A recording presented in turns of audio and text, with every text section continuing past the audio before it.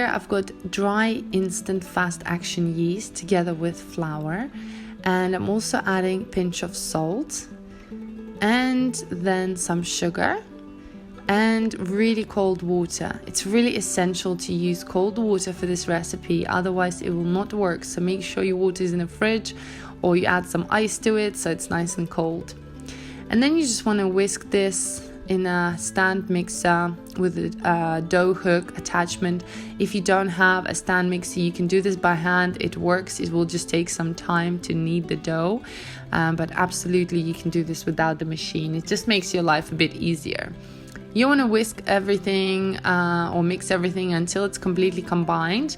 And once all the flour and wet ingredients are combined, we're then actually going to add our olive oil. So add that in and just keep mixing until your dough starts to come together and is very, very soft and elastic and really, really nice and easy to work with. So the whole process will take 5 to 8 minutes in a stand mixer, or probably 10 to 20 minutes by hand.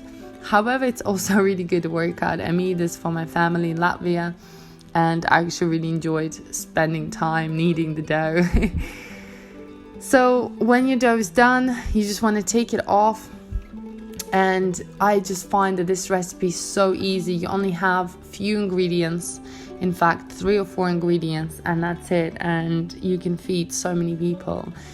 You might want to knead the dough on the counter, so make sure it's floured at the bottom and on top, and just fold the dough a couple of times until it becomes nice and sort of even and doesn't stick to the counter or your hands anymore. It shouldn't do, but just in case it does, you might need to add just a little bit more flour. Once you've shaped your dough, make sure you cut it evenly into nice 6 pieces. This recipe makes 6 sort of breads or pizzas, or however you want to call it.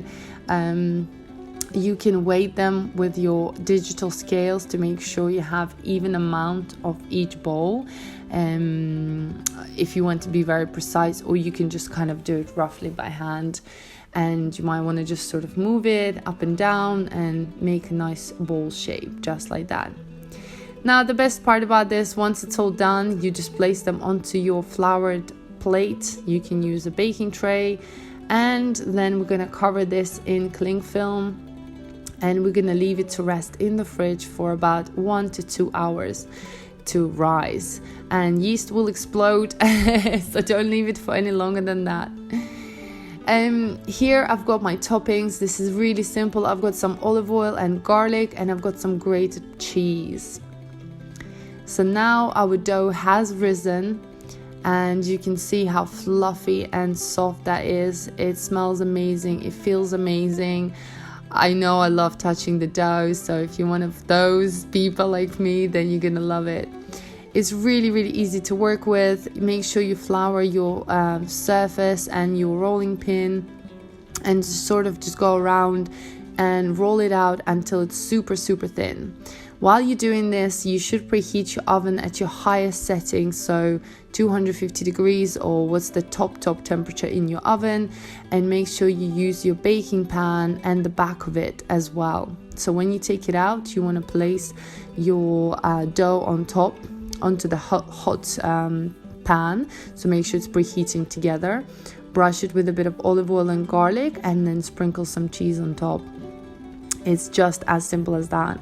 And then you're going to place it into the oven and cook it for about 5 minutes or so, but you can check, depends on your oven.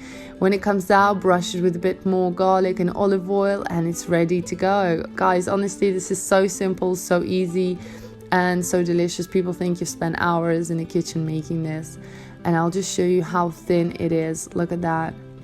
You can eat the whole thing. In fact, we ate everything between a big family of 8 of us. This recipe was enough. Everyone had a good pizza slice. Yeah, look at that.